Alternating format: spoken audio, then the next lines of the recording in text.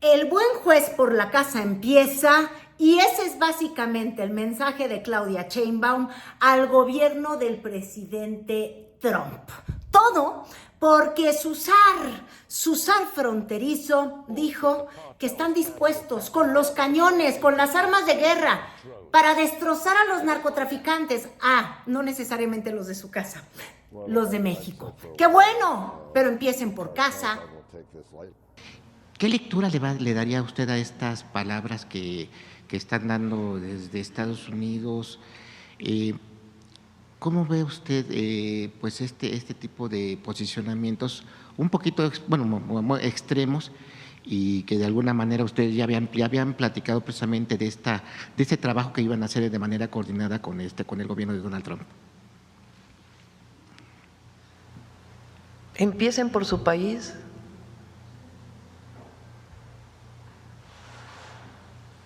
Nosotros, claro que vamos a coordinarnos, a colaborar, pero como lo dije el 5 de febrero, nunca subordinación ni injerencismo, es coordinación.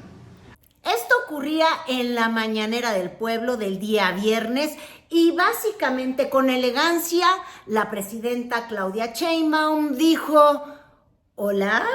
La guayaba le dijo a la tostada, hay que predicar con el ejemplo, el buen juez por la casa empieza, y es porque en realidad el problema del narcotráfico, insiste el gobierno de México, tiene que ser visto de manera bilateral, en la que cada quien cumpla con su parte. Es decir, México impida el paso de las drogas hacia los Estados Unidos y Estados Unidos también impida la distribución de las drogas, porque como sabemos, una vez que cruzan las fronteras, esas toneladas y toneladas y toneladas de fentanilo, uno termina por cuestionarse. Y bueno, le salen patas, la inteligencia artificial hace que el fentanilo llegue directo a la naricita o a la vena del consumidor. Evidentemente no. ¿Por qué el crimen organizado puede operar de manera libre, impune y discreta en los Estados Unidos sin que allá se haga algo por detenerlo? Ellos tienen mucho que hacer en Estados Unidos. ¿Cómo es que llegue el fentanilo o cualquier otra droga? Que no está bien que pase ilegalmente y nosotros hacemos nuestro trabajo en nuestro país. Pero ¿cómo es que llega? ¿Qué pasa después de la frontera? ¿Quién opera la distribución de la droga? ¿Quién vende la droga en las ciudades de Estados Unidos que han provocado tanta tragedia? ¿Dónde va el dinero de la venta de esa droga en Estados Unidos? ¿Cómo es que hay armas en México de uso exclusivo del ejército de Estados Unidos? ¿Quién las vendió? ¿Cómo llegaron a nuestro país? Entonces hay una parte importante que ellos tienen que hacer en su propio país. ¿Cuál es la distribución final en las calles de las ciudades? Entonces, ¿o qué no hay cárteles allá? ¿O delincuencia organizada allá? Entonces, colaboramos, coordinamos, nos reunimos, trabajamos juntos, pero siempre vamos a defender la soberanía. Entonces hay una parte muy importante que ellos tienen que hacer allá, muy importante. Además, obvio, el tema que le importa a la presidenta, que ha insistido y subrayado, el del tráfico de armas. De la venta de armas. Le mencioné en la llamada este tema. Él lo conocía poco, realmente. Yo le dije, a ver, así tal cual, ¿cómo es posible que un lanzagranadas, que es de uso exclusivo del ejército de los Estados Unidos, sea incautado en México a un grupo delictivo de la delincuencia organizada? Algo, durante la época de Calderón, creo que estaba Obama en la presidencia de Estados Unidos, hicieron el Rápido y Furioso, Claro, que fue una barbaridad. total. Pues, supuestamente le ponían chips a las armas, se las dieron a los grupos delictivos para ver la trazabilidad de cómo llegaban de allá para acá. Y pues, ¿qué hicieron? Los grupos delictivos le quitaron el chip. Entonces, pues, evidentemente fue lo peor que pudieron hacer. Pero sí queremos esa colaboración y a ellos también les interesa. Entonces, hay distribuidoras, hay ferias de armas, por ahí hay un tuit que yo vi, por ahí, a ver si lo encuentran, del número de distribuidoras de armas en la frontera, en Estados Unidos. Salió de un investigador o de un reportero, no sé. Phoenix, Tucson. No es impresionante. Texas, California. Pero, o sea, son dos tipos, ¿no? Uno son las distribuidoras, las ferias que se hacen, Las armerías. en donde se compran, digamos, las que son de uso comercial. Y la otra son las de uso, o sea, las que no se venden, pues. Las que no se venden en un Walmart de Estados Unidos. Las que no se venden en un Walmart, en una feria, que también resulta que aparecen aquí. Por eso nosotros, y a ellos les debe interesar mucho, no es un asunto de que, ay, a ver, tú me dices que el fentanilo y yo te digo que las armas. No es eso. Es que ambos estamos de acuerdo en que tenemos que combatir la violencia, el tráfico de drogas. Pero hay que ir por partes, porque número uno, tenemos que reconocer que la violencia del crimen organizado en nuestro país es insostenible, que se tiene que atacar, que se tiene que terminar. Ahora, también hay que decirlo con toda esta claridad, lo tiene que atacar el gobierno de México, con autoridades de México, con fuerzas militares de México y en juzgados de México, porque generalmente Estados Unidos solo le gusta juzgar y atacar a organizaciones criminales o a criminales, como el caso, por ejemplo, del Chapo de García Luna, a los que les puede quitar el dinero y se lo quedan en los Uniteds cuando la sangre ha salido de nuestro país. Pero ese tema lo vamos a profundizar. Vámonos primero con los hechos. Y todo comenzó el día de ayer cuando el DOJ, el Department of Justice, que preside una muy leal y cercana al presidente Trump, de nombre Pam Honan, pues sacó un memorándum. Pam Bondi, perdón, Homan es el otro, el de antifronterizo.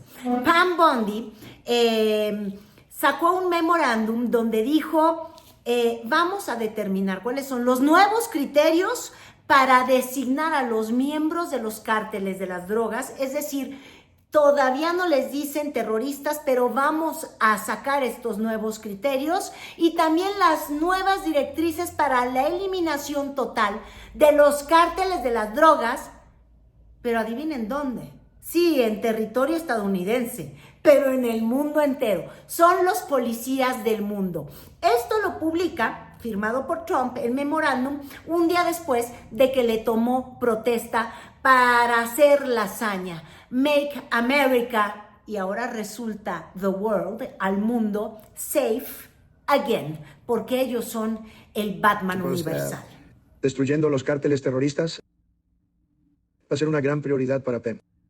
Y eso lleva al crimen y lleva muchas drogas. Así que ella se encargará de eso y ella detendrá la invasión de nuestro país y sacará a Fenton de nuestras calles. Y vamos a trabajar con ella muy de cerca, Christine Holman, Tom Holman, y toda la gente va a trabajar muy de cerca con Pam.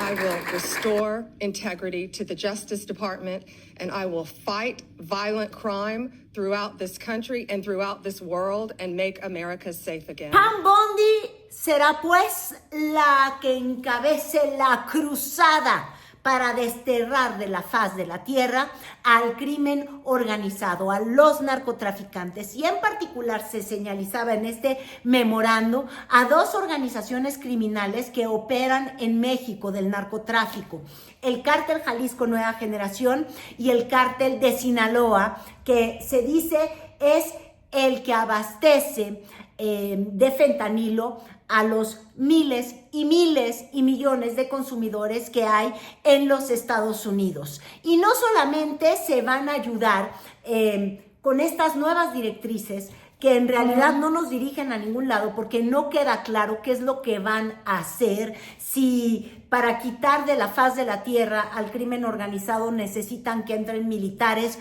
estadounidenses a nuestro territorio o simplemente que disparen desde una frontera que tenemos en común de 3,000 kilómetros, como lo estuvo diciendo justamente el zar fronterizo en varios noticieros de la Fox News.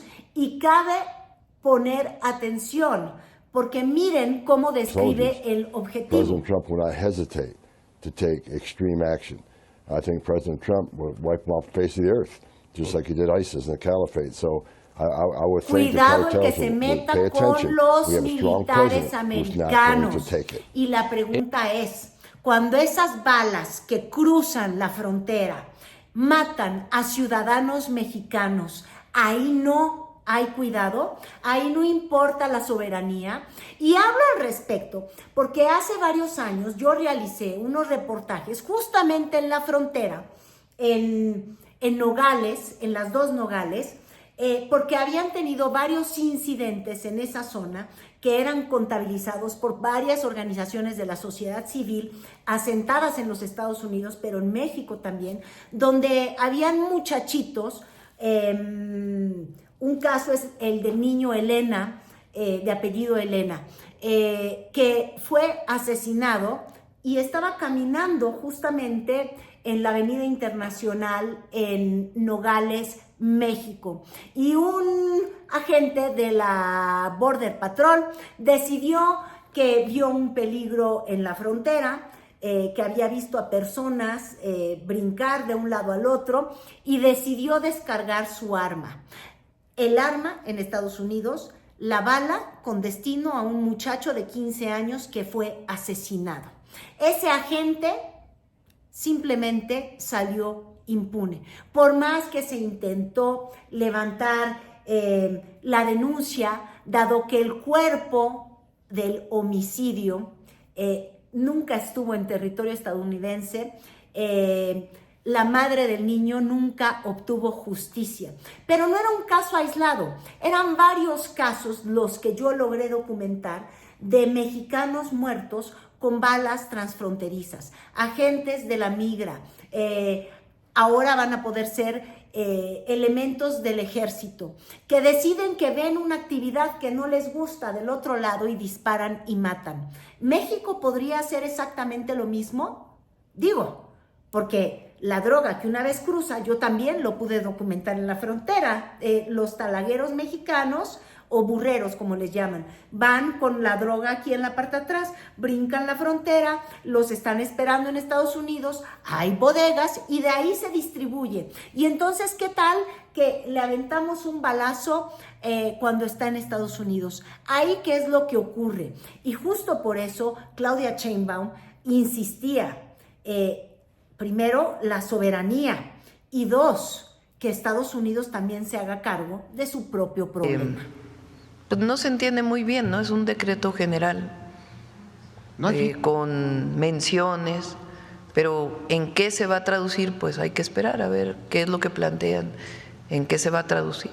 ¿No existiría el riesgo de que esto fuera como un pretexto de injerencismo, de que otra vez como agencias como la DEA se quiera aquí meter, bueno, que ha intentado por diversas formas Todos los agentes de alguna agencia de Estados Unidos requieren un permiso de México para estar en México.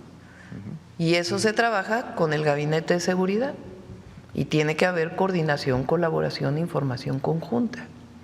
Eso pasa en cualquier país del mundo. Entonces eso sigue, pues, es parte del proceso de coordinación. Entonces nos coordinamos, colaboramos, pero también, como lo dije en el video, como lo dije el 5 de febrero, como llevo mucho tiempo diciéndolo, que actúen también en su propio país. Y como la responsabilidad en el cúmulo de muertes que causa el tráfico de drogas en Estados Unidos a través de la sobredosis que se llevan en promedio a 100,000 personas al año simplemente por fentanilo. Y en nuestro país, que tenemos en los últimos 5 años sumados más de 100,000 personas muertas con la violencia homicida que desatan las drogas, 200,000 personas muertas, y pareciera que ninguna de las personas que distribuyen las armas para que estos cárteles de las drogas creen violencia en México y luego puedan entregar drogas ilegales en los Estados Unidos, estas armas para eso sirven. Bueno, pues nadie en las armerías compurgando penas, de hecho distribuyendo algunas de estas armas de manera legal, pero ahí insiste la presidenta Sheinbaum, hay lanzacohetes que son armas de uso exclusivo del ejército en Estados Unidos, que también provienen de Estados Unidos, y pareciera que el problema no es problema ya. Hay 2 denuncias que fue el canciller Marcelo Ebrard cuando era canciller, que se presentaron contra… Boston y Tucson. Uno es contra las distribuidoras y otro es contra los fabricantes. Una tiene, digamos, ha tenido más entrada en los juzgados de Estados Unidos, y es una de ellas la que va a la corte. Muchas gracias. El coqueteo de estos personajes que se han sumado al equipo de Donald Trump con la idea de fuerzas especiales en nuestro país, de comandos militares en nuestro país, ha estado presente desde que fueron convocados por el Senado estadounidense para que dijeran cuál iba a ser su postura ante los narcotraficantes o el crimen organizado en México, los cárteles, porque también el Senado de Estados Unidos está muy preocupado, lo cual yo digo sí es cierto, son delincuentes, son criminales, pero a mí sí me sorprende cómo Estados Unidos está preocupadísimo de lo que hacen los cárteles en México, y de ninguna manera están preocupados de cómo se hacen de las armas, y peor aún, cómo es que exista una demanda de drogas que provoca que haya gente que esté dispuesta a morirse en México porque es tan redituable el negocio. Pero miren, esta idea de vamos a invadir ya estaba presente en los Senate hearings, como le llaman a los interrogatorios o a las entrevistas que se hacen en el Senado para ratificar a los miembros del gabinete trumpista. Así hablaban, y ahorita vamos a voltearles la tortilla. They go to the cartels, they mix them up, make them look like innocuous pills, and young people take them and die. Foreign terrorist organization. Senator, I personally went to Mexico. I personally dealt with these cartels when I was a state prosecutor, and they are a grave and violent threat to our country. Yes, advising the president. Good. Y cuando yo digo voltear la tortilla, es simplemente poner la mirada en lo que realmente motiva y genera el negocio de las drogas, legales o ilegales, y es la demanda de miles de consumidores que están en Estados Unidos. Y la gran pregunta es, cuando vamos a destruir de la faz de la tierra a estas organizaciones terroristas, a estos delincuentes, narcotraficantes, entonces también vamos a eliminar de la faz de la tierra a quienes con su dinero son la gasolina que enciende justamente esa economía clandestina, porque no habría venta de drogas si no existiera la demanda por las drogas. Así de sencillo es. Es como un día, por ejemplo, Yucatán era un estado henequenero que producía fibras para el mundo y que tenía una economía pujante por la demanda de Nequén, y cuando nos cambiamos a la fibra sintética, valió madre, quebró todo, y ya no importaba que hubieran miles y miles de plantas creciendo en los campos de Yucatán, o de empresarios que habían metido todo su dinero en ello porque no había consumo. Y yo sí digo, hay que voltear la tortilla, porque esto no es una cosa el genio es Einstein, pero ya una vez que Einstein nos dio la fórmula, ya hay que ser verdaderamente imberbes como para no cambiar el enfoque. ¿A qué me refiero? Si tú siempre haces lo mismo y tienes este resultado, es decir, junto agua y aceite y se separan, si yo quiero que se mezclen, pues tengo que hacer algo muy distinto. ¿No creen ustedes? No solamente poner agua y aceite, si ya sé que esa es la fórmula. Y lo quiero decir de manera tan sencilla y tan burda, porque llevamos más de medio siglo. Miren, la DEA nació en 1973. O sea, tiene más añitos que mi persona y que casi todos los que están viendo este YouTube. Y en esos más de 50 y feria años, no sé cuántos años sean, o 40 y pico, 50 y pico, la DEA no ha logrado el único objetivo por el que nació. Es decir, en Estados Unidos se ha perseguido disminuir el consumo de drogas a través de políticas prohibicionistas, atacando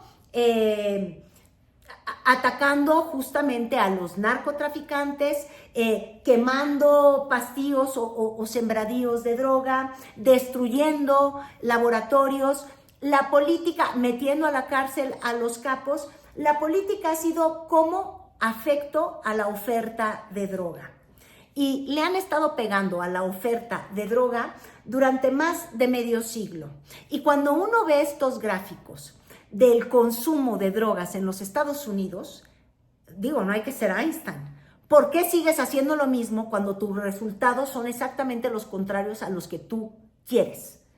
Quieres un resultado distinto, es decir, una gráfica en la que en vez de que se crezca de manera exponencial la muerte por consumo de drogas en los Estados Unidos, quieres que en vez de tener ese crecimiento exponencial, como mínimo tendrías que partir de la base de que lo que estás haciendo está mal.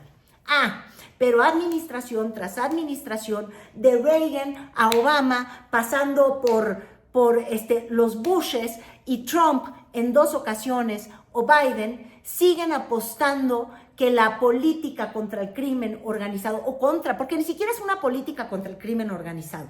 En el fondo el problema es el consumo de las drogas. Entonces, la política para reducir el consumo de las drogas es, vamos a pegarles a los que se dedican clandestinamente a esta actividad, y la hicimos clandestina porque la estamos prohibiendo. Y como único resultado tenemos que cada vez más y más y más personas le entran al consumo de las drogas, con precios cada vez más caros.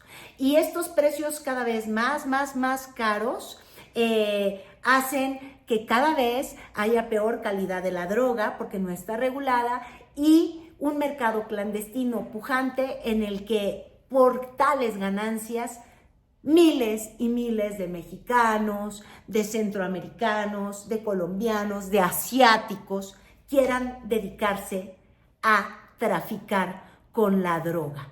Pero ante eso no hacemos nada.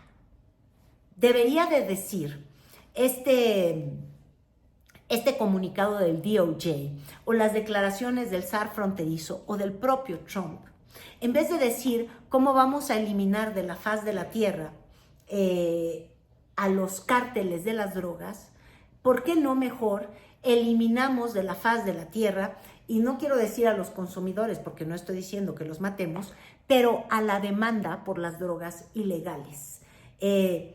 Eliminaremos el consumo de las drogas. Pero si se refirieran en esos términos, tendrían que voltearse a ver a sí mismos. Entonces hay una parte importante que ellos tienen que hacer en su propio país.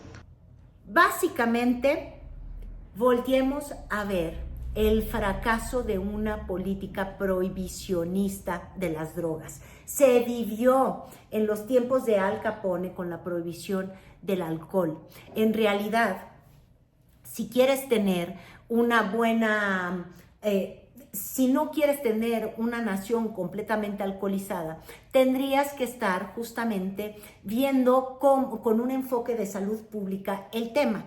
Y por eso insistía justamente Claudia Sheinbaum en la campaña que dice, le sugirió al presidente Trump, aunque entre otras cosas pues son de las que pues como que de alguna manera no ha querido pelar. Estados Unidos no está dispuesto a voltear hacia el consumo de las drogas por encima de una política prohibicionista. Les decía yo, la DEA nace en 1973 con presupuestos que son una locura y con un negocio del crimen organizado que, así como la muerte ha crecido de manera exponencial, pues ha visto ganancias crecer de manera exponencial.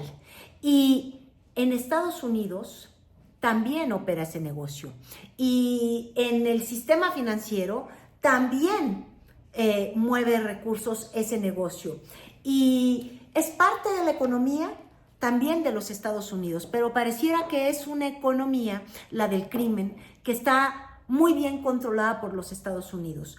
Una economía que también está legalizada por el lado de las armas. Y si volvemos a una de las máximas que se dice de la relación de los países con Estados Unidos, o la visión de Estados Unidos como nación, es Estados Unidos tiene intereses, no tiene amigos, y Estados Unidos tiene intereses y tampoco tiene enemigos. Es decir, la droga y el negocio de la droga es su enemigo cuando no le está redituando esos intereses. Mientras que internamente eso sea el negocio redondo que es, pues pareciera que no tiene ningún incentivo en cambiar su política pública. Estuve yo haciendo una búsqueda y esto me pareció muy interesante. El único antecedente que tenemos en nuestro país de una política pública que permitió la legalización de las drogas ocurrió con el presidente Cárdenas, como me lo está escuchando.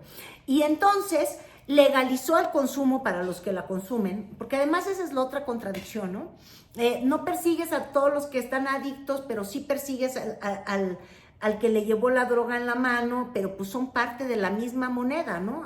La oferta y la demanda. Pero bueno, les decía yo que está el antecedente en 1940, el último año del general Cárdenas, Lázaro Cárdenas, y promulgó un reglamento federal de toxicomanías y eliminaba con diversos decretos punitivos que consideraban al consumo, la posesión y la venta de drogas como un delito. Entonces, de alguna manera se permite el consumo, pero también lo que hacen es que deciden que el Estado es el que se va a hacer cargo de la distribución de las drogas para los adictos. Entonces, ¿qué es lo que hacían? Tenían como un dispensario de sustancias psicoactivas. Estoy leyendo, pues, a través del Departamento de Salubridad Pública, cuya meta era suministrar dosis a manera de tratamiento a las personas que tenían dependencia de alguna de estas sustancias.